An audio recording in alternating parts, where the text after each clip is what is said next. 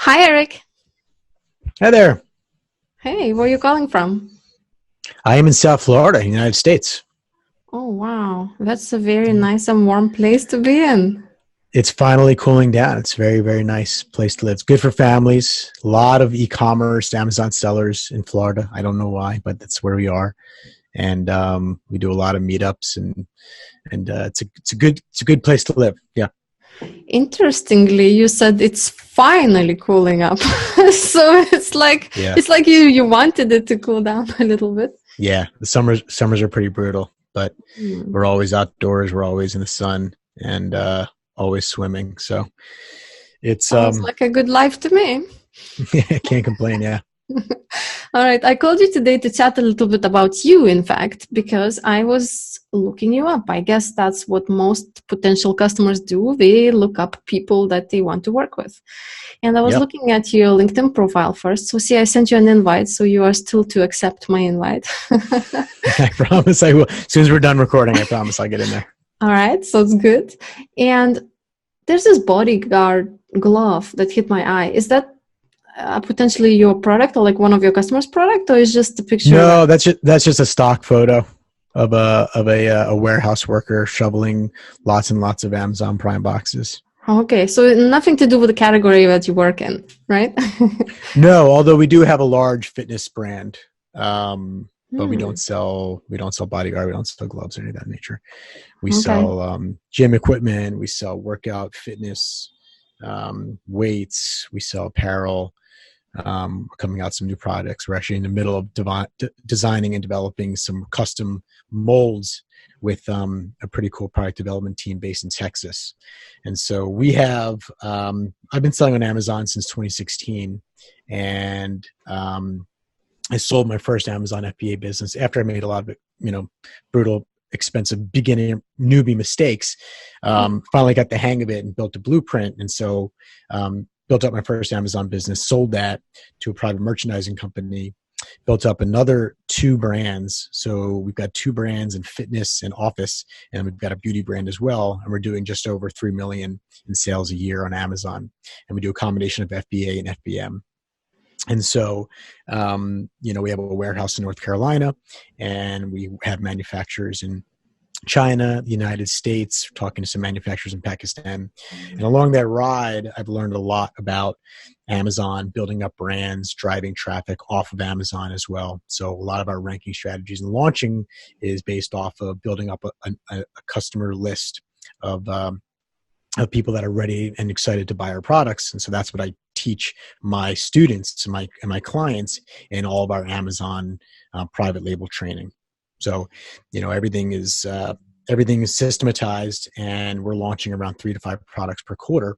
And so we put together, a pretty good blueprint, and we work with completely new sellers all the way up through to 7-figure sellers that are looking to scale their businesses even further. So I thought it was a Amazon management agency, but you're saying it's sort of like a training and consulting for new sellers. Is that it? Correct. Yeah. So we've got two areas that we focus on. Is one is the training to get you knowledgeable in how to find profitable products and basically leverage all of the data that Amazon gives us. And so there's some tools out there and strategies that we use to go and find really interesting, profitable niches, and then how to get them out to market and launch properly so that you can scale and beat your competitors rather quickly. And then on another side of the service, on the service side, we do offer PPC Management Services. So if you've got, whether it's 1 SKU or 20 SKUs or 500 SKUs, we can manage your PPC. So we manage PPC for some 6, 7, and 8-figure sellers.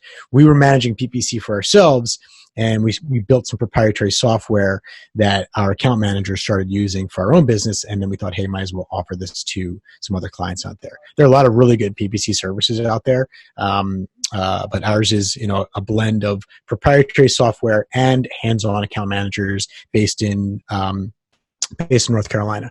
So everything is, a touch of automation with human brain behind it, because PPC is, it's a daily hands-on task, and so our software updates bids 2 to 3 times a week.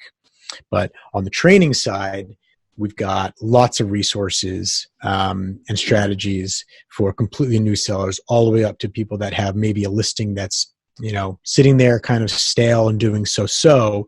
We can leverage some of our ranking strategies and tactics to get them on the top of the first page within 2 weeks, within 3 weeks. So we're seeing really good results with our products, and we're seeing good results with our students.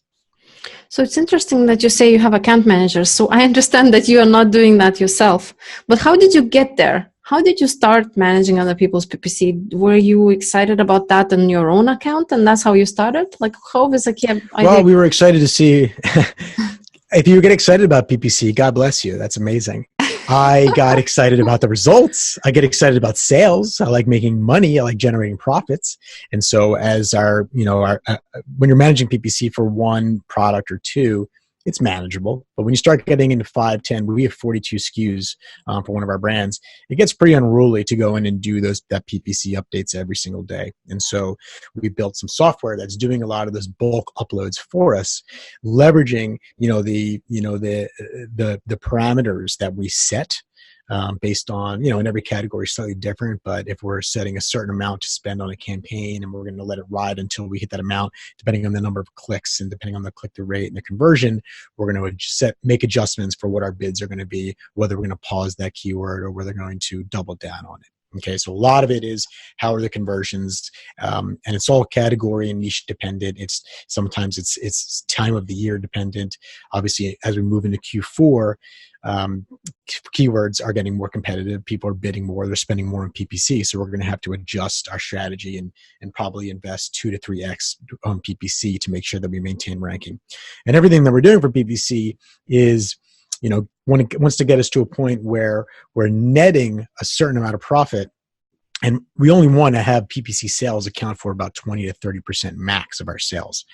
You use PPC as a maintenance management tool. You don't use it to get all of your sales, because then you're buying all of your sales. You want your ranking and your product to be good enough and your social proof to be there that your sales happen organically, right? So PPC is a tool to help you launch, and it can help you teach Amazon how to index for specific keywords. So Amazon starts to learn what your product is.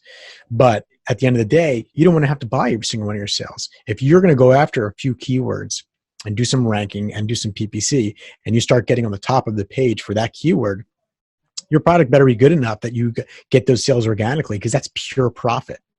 Okay. Anything else is, it's depending on what your ACOS is, you need to go and buy that click. So what we like to do is we measure our success based on not just ACOS, but what's our net revenue after advertising. So that means what's our holistic, the big picture, all of our sales minus the PPC sales. And so what's our net revenue after we purchased the PPC clicks and the buys, and that's where we figure out, okay, what are we actually profiting? Because is PPC boosting our listing up, or is it just causing us to, have this repetitive, like I got to buy for every sale, buy every sale, buy every sale. And, when you're first launching, your ACOS could be 150%. And then eventually you want to maintain it and trim it down and dial it in and be very strategic so that your ACOS makes sense with your profit margin. And also there's data that's showing that if you're running a PPC campaign and you could be spending a lot of money on it and it's not converting, your ranking could actually go down because Amazon's starting to see that people are clicking on it, but they're not buying it. So there's a number of factors that go into how we do PPC and the way that you can use PPC to either maintain or grow your business. But it's a small piece of our ranking strategy, and it's one part of our offense. Let's dive into PPC a little bit, if you don't mind.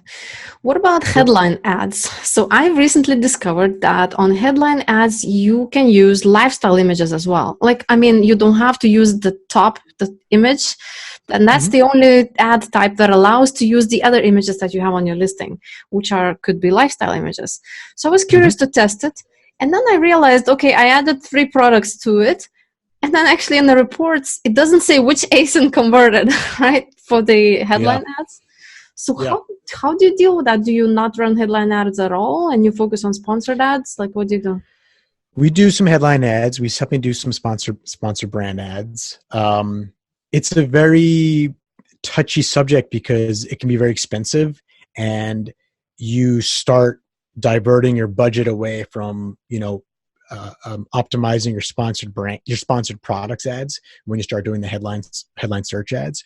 And the thing about headline search ads is you better have, a really awesome brand and some really good social proof for those to really convert. We've tried it with like brands that have, had a really nice gamut of products, and it's worked really well. And we've tried other people that, they had some reviews, but they had a lot of capital. So they were like, yeah, let's just run a bunch of headline search ads, and it didn't convert. And it's probably because customers had no idea what that brand was. It didn't have enough reviews that it made sense for their category, and people just weren't convinced. Their images may not have been strong enough. There's a number of factors that can go into it. So we actually, I would say 2 times out of 3, we test headline search ads, and unless like it's a really awesome brand and the product is just kicking ass in its category, it's actually spent more money than it's made. So the ROI has not been there for us. So on our sponsored products, on our sponsored ads, absolutely crushing it. I mean, we've taken some accounts from $8,000 in sales a month to $80,000 in sales a month, just from leveraging keyword data that they weren't paying attention to, optimizing their listings. Because none of this matters if your listing is not optimized, if your images, infographics aren't in place, if your keywords have not been properly researched and inserted into your title, into your subject matter, your search terms. So your back end has to be filled out correctly. And then, of course, it helps to have your bullets nice and succinct and stuffed. But keywords, stuff them into your listing, optimize your listing.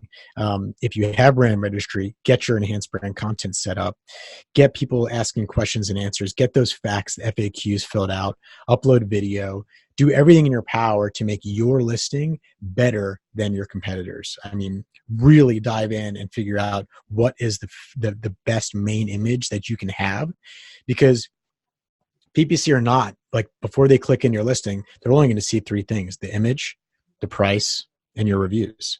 So if all 3 of those things aren't right, and if your price is too high, if your reviews are, if you have a 4-star, you got to get up to that 4.5, or get the almost 5.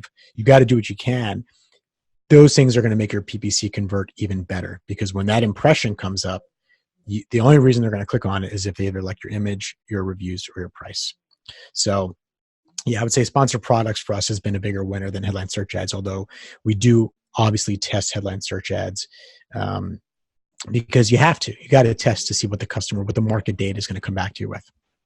So it's interesting, that Amazon recently introduced a lot of different types of ads, all this retargeting and external and all these things. So now let's work with the 80-20 rule, or I like to call it 99-1 rule. If I'm a new seller and just doing my PPC, what's the one thing that you would say I should do? Like, because I don't want to run all of them. And I would like the answer to be like very specific, whether it's broad, exact phrase, like how many keywords, like what is the 1% that definitely I have to do? Yeah. So if you're a new seller, start simple. Don't get overwhelmed. Don't worry about retargeting. Don't worry about, when you launch a new product, when you're building up your brand, you have to get some reviews. And that's social proof that's going to help your PPC convert even higher. And what I would recommend before spending a ton of money on PPC is to get some reviews. And while you're doing that, you can run 2 or 3 different types of automatic campaigns. And the reason why you want to try those automatic campaigns out is because Amazon is feeding you free data, right? It's trying out all these different keywords. It's testing out different bidding strategies. You don't spend a lot of money, spend $10, $15 a day to start, and use that time to start indexing and start getting Amazon to figure out what keywords you're going to convert for, and then even what ASINs other people are looking for, and they're going to click over to you. And so for that, I would launch a product targeting campaign. So I would pick out 10 or 15 of my top competitors. And when we launch, we price ours a little bit lower than the market because we're a new product. And so if you launch a product targeting campaign, if someone's looking at my competitor and then they see my product and it's a little bit cheaper and it's a nice looking image, there's a chance that they might click onto that. And it's a low cost click, right? So after a week or 10 days of that, you now have a lot of data of ASINs that people are clicking through to you. And so if the ones that are converting, then you know right away that, you're going to convert when you start launching exact campaigns. And then on the keywords that are getting conversions, when you start to see some healthy data over there, then you start shoveling those into exact campaigns and start doubling down on some of those things. And some of our ranking strategies we're driving traffic to Amazon. And depending on the keyword you're going after, you can create an exact campaign that's a very high bid, like 500, 600, 700% higher than what's recommended, to ensure that your impression gets to the top of that page so that your external traffic clicks on your product and then buys your product. And so those are the kinds of PPC tactics that we're using when we're launching. But I would say to keep it simple, launch 2 to 3 different automatic campaigns, launch one product targeting campaign, let those ride for 5-7 days. Don't touch anything. Don't worry about going in and making bids. If you've gotten 20 clicks and no one's buying, there's something going on there, right? You either need to pause that campaign for a little bit, or you need to, get some reviews, right?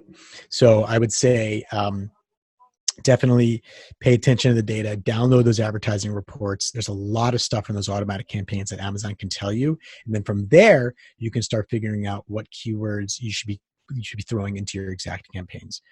If you don't have brand registry, then don't even worry about headline search ads. Don't even worry about sponsored brands. Don't worry about retargeting. You're not there yet. Kick butt on Amazon, get some traction. And when you start to get some raving customers, and once you start to have social proof, and once you have validation that your product has fit into the market and that there's high demand, which hopefully you've done in the beginning when you did your research before even launching, then you can start worrying about those other things. So, hopefully your trademark is in the process while you're launching, because that takes between 6 to 10 months to get. So, but keep it simple. Don't overdo it on PPC. Don't spend a ton of money. We used to have clients, shovel tons of keywords, their top 50 keywords, into different exact campaigns, and really drill down and try to get indexing and teach Amazon. But what we found was it was very expensive, and not a lot of people had that money to spend. And if it wasn't converting, then Amazon was kind of punishing the ranking because it wasn't converting. So dial it in. Don't spend a ton of money until you've got 10, 20, 50 reviews, depending on your category, of course. So you mentioned the strategy would be to run auto for 7 days, and take keywords to exact, but you didn't mention broad or phrase. So should I just not do those at all? So I would say, yeah. So after a little bit of data from the automatic campaigns, you can start investing in some of your root words, your root phrases for your product. Okay. And so put, 5 to 10 root keywords into a broad, and put that at a low budget, and see how the clicks and the conversions come from. Because again, until you have a lot of social proof, you don't want to spend too much money on those broad, right? So from the broad, you let that run for a week, maybe 10 days, and you can see what kind of conversions are happening. And more importantly, what kind of long tail keywords those broad were attracting, that were then either getting a high click-through rate, which is good, or conversions, which is the best, right? And so from there, I would probably take some of those longer tail keywords and try to drill down and put them in phrase.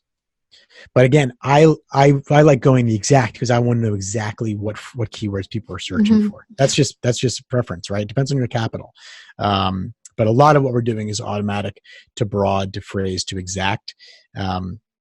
But if you've done your product research and you've used the tools, whether it's Helium 10 Cerebro or Viral Launch, you can know what your core longer tail keywords are that you should be going after during your launch phase.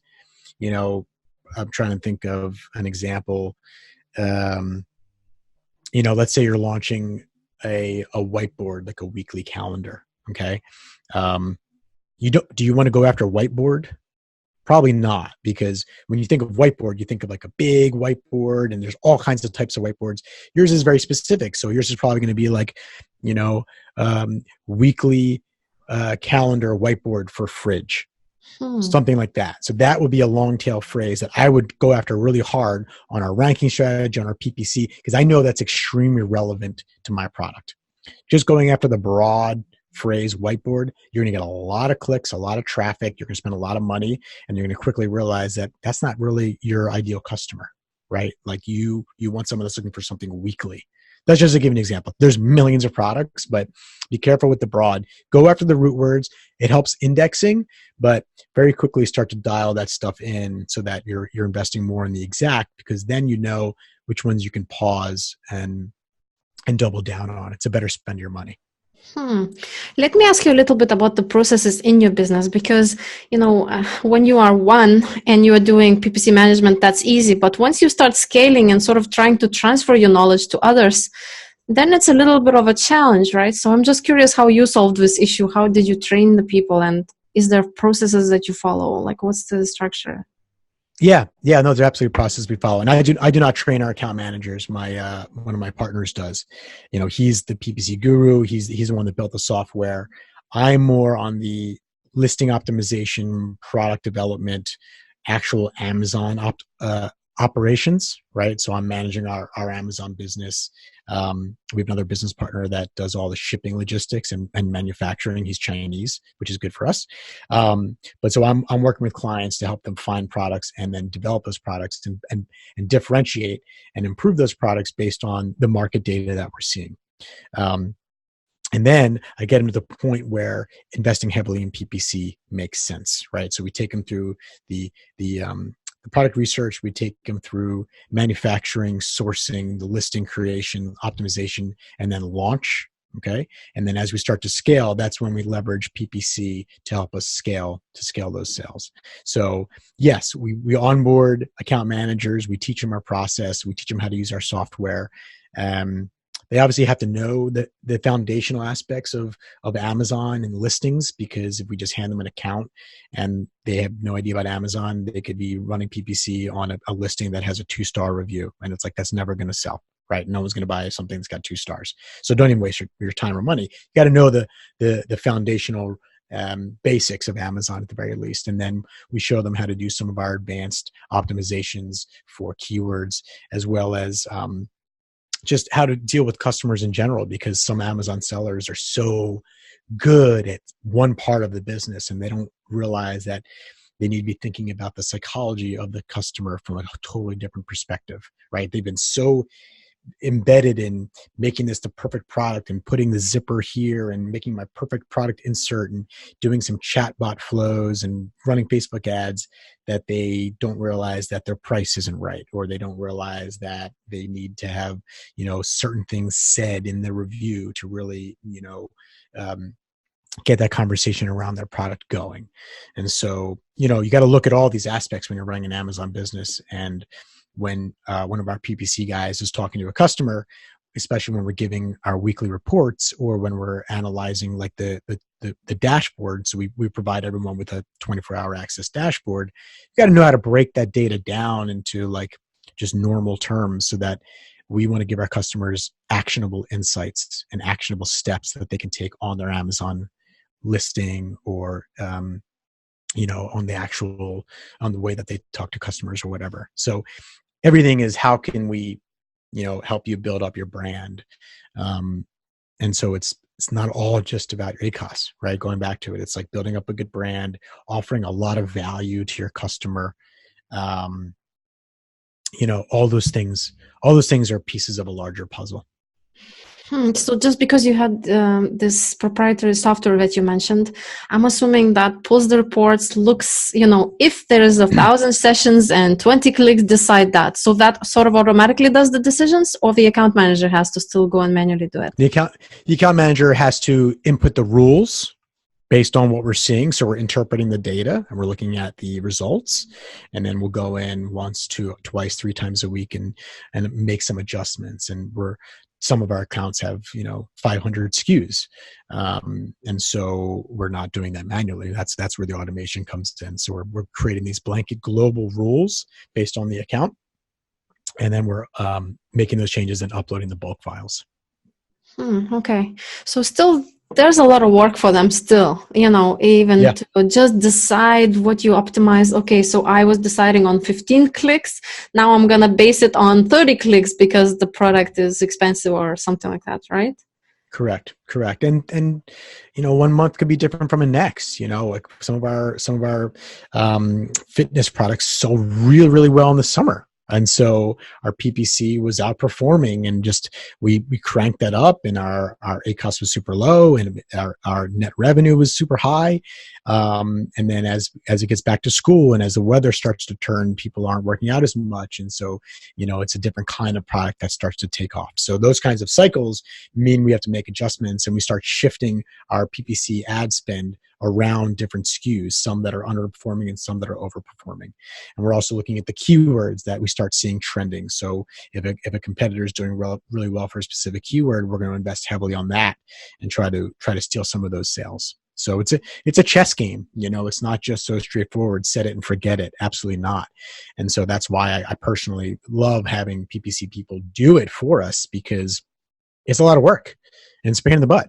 And so you got to understand how to do it so that you can then outsource it, but be able to babysit it, right? So I would say that's a big thing, is if you're ever going to outsource anything, whether it's PPC, you're building list building, infographics, copywriting, chatbots, flows, all that stuff. You got to know what you're doing so that you know the right SOP, the standard operating procedure, to then outsource it properly, and then make sure that the results that they're getting are what you're looking for, and you know how to fix anything that's not working. So you personally, as an entrepreneur, how long is your day? Do you have a lot of work that you still have left, or have you outsourced and processed everything that you do during the day? It's a really good question. Some days it's a lot of work, just because we've got 3 brands that we're growing. We're doing Shopify now. We're doing Google Ads. We're developing new products. I'm coaching students. I'm inside the Facebook group answering questions, and so some days can be pretty busy. The benefit of doing e-commerce and the benefit of doing this stuff is it's extremely flexible, which means you can do it on your own time. So if I want to wake up and hang out with my kids and go to the park and go swimming, or play Legos for hours, I can do that because I know that sales are still going. I can check my app on my phone and make sure that my Amazon account's okay. And as long as there's no major fires, I can work from anywhere. As long as there's internet, I can work from anywhere. So that's awesome, right? So you can go on vacation, and as long as I have my laptop and internet, I'm good, right? So that's the awesome thing about building, a passive income machine. And by no means does passive mean that it's not work. It's still work, but it just means that you can go and play for a couple of hours and go to sleep and wake up and the sales are still rolling. So Amazon's doing a lot of the work for you. And so, there's always work to be done. At nighttime, we're talking to our Chinese manufacturers. In the morning, I'm talking to virtual assistants. In the afternoon, I'm going swimming with my kids, whatever. But there's always stuff to be done. Look, at the end of the day, there's always, if you're truly building $1 million brands, there's always something that comes up, big to small. And so you have to be willing to put the work. But I think a lot of people that are working for someone else or doing a daily grind of 9 to 5 or commuting want the flexibility to work for yourself. And then you finally get to work for yourself and you realize, wow, it's a lot of work, but it's super rewarding. Isn't it? It's like really rewarding because you're your own boss and you're making customers happy. You're bringing cool products to market. It's a lot of fun.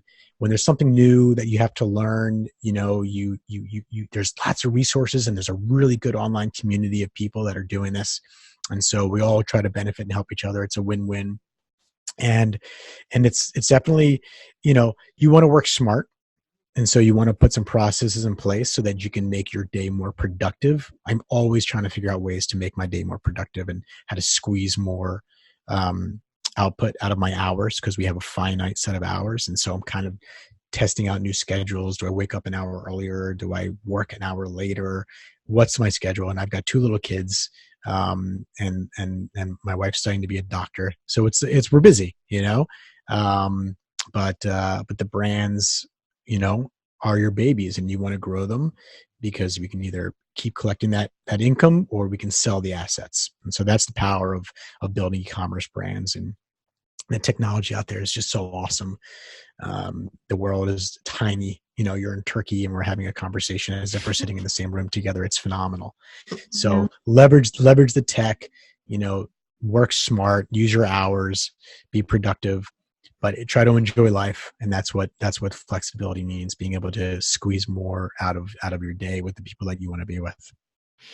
It seems like, well, these are great words, great words. It seems like everyone I talk to these days has 2 little kids. Yeah. I think we are the same generation or something. I think so. Yeah, it's the age. Yeah. Yeah. Yeah, because I have 2 little kids, and then the other interviewers also say, I have 2 little kids, and then you say you have 2 little kids.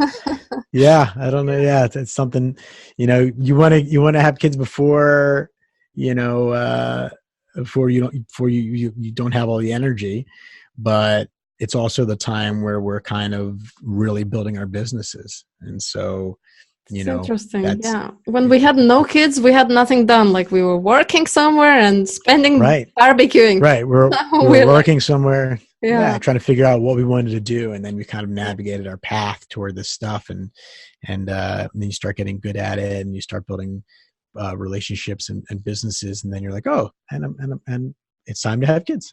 So now basically building a business and growing kids at the same time. And building a family. Yeah. Yeah. It's a juggle. That's right. Yeah, it is.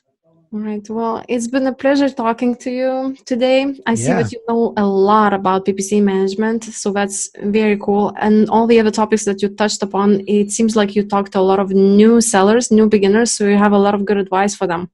It's interesting to listen to you. So how can people contact you if they want to reach you? Yeah. So please go to amzengine.net, amzengine.net, or find Eric Howard on Facebook. I've got a Facebook group of new sellers all the way up to 7-figure Amazon sellers. And you can always, so that's the website right there. So reach out to join Facebook or contact us. If you need PPC help, please reach out as well. We sell training on how to launch an Amazon business. We sell training on how to launch and rank a specific product. We've got a lot of really good resources for you guys. So by all means, come and find us. I'm on YouTube as well. I'm trying to, put more resources and value out into the world. Documenting what we're calling $1 Million Launch. So we're launching our next product. We're in the customization design phase right now. So I'm trying to document it with some YouTube videos. So it's a lot of fun. And so that's episode 2. Cool. Good I'm camera. new to the YouTube. I'm new to the YouTube thing. So I'm having a lot of fun. It's therapeutic, right? To kind of talk about the pros and cons and the ups and downs, because being an entrepreneur is not easy. And some days you're really, really, really like jived and excited. And other days it's, something went wrong, product wasn't perfect, customer wasn't happy, and you're like, okay, I got to deal with this. And so that's right. That's why it's good to be a part of a community, because you support each other, and everyone, there's someone that's either done what you're doing and has done it better and faster, and you can learn from them, or they're at the same pace as you and you can kind of push each other forward. And that's what we like to do in the Facebook group. That's what we do in our private label training. And so feel free to seek us out. I love helping folks kind of learn about the space and improve their operations if they already have a business. That's great. Yeah, to those people who are watching and feeling, I'm in a small little town. No one else knows anything about Amazon. They've never heard about anyone selling on Amazon. So here they are, your friends, online communities. And there are many, many, many other sellers. I think there's 2 million sellers. It's global. I have clients from everywhere: South Korea, Serbia, Ireland, Finland, UK, Germany, Colombia, Canada, Australia, New Zealand, literally everywhere. And everyone hears about it, and they don't realize that there's not that many hurdles to get started. It's really not that difficult. And once you understand how to understand data and find some profitable products, things move pretty quickly. And then once you have one product under your belt, and even if it's not a grand slam product, if you can make a little bit of profit, You launch product number 2, you launch product number 3, and things get faster. And that's when your profits and your scale starts to really snowball. And that's when things get interesting. And then within, 9 months, 12 months, which is not a long time. It sounds like a long time, but within 12 months, you could be selling profitable Amazon products and have a full income replacement and get ready and get out of your job. It's happened for our students, happened for me, and it's totally doable.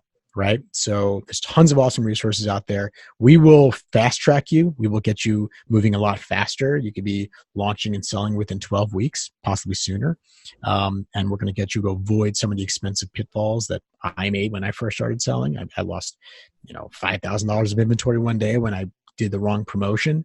So it happens. And so dev, I know that dev box there in the promotion. Yep, that little checkbox. Yep. I remember my heart stopped and I was like, oh my God, I sold 800, but I didn't make any money. So I made all the mistakes, and I'm going to make sure that you guys don't make those same mistakes. It's really, really good to work with someone that's been there and done that. Also check out Paulina's stuff.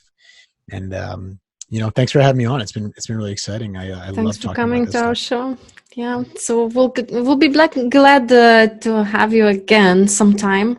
I guess sure. I'd be interested to talk about more on the other side of the things, like listing optimization, and maybe look at a few listings and practically, and sort of try to optimize them and criticize them. Sure. If you're up for it. All right. Always, 100%. All right. Well, thank you so much. Thanks so much, everyone. Bye-bye.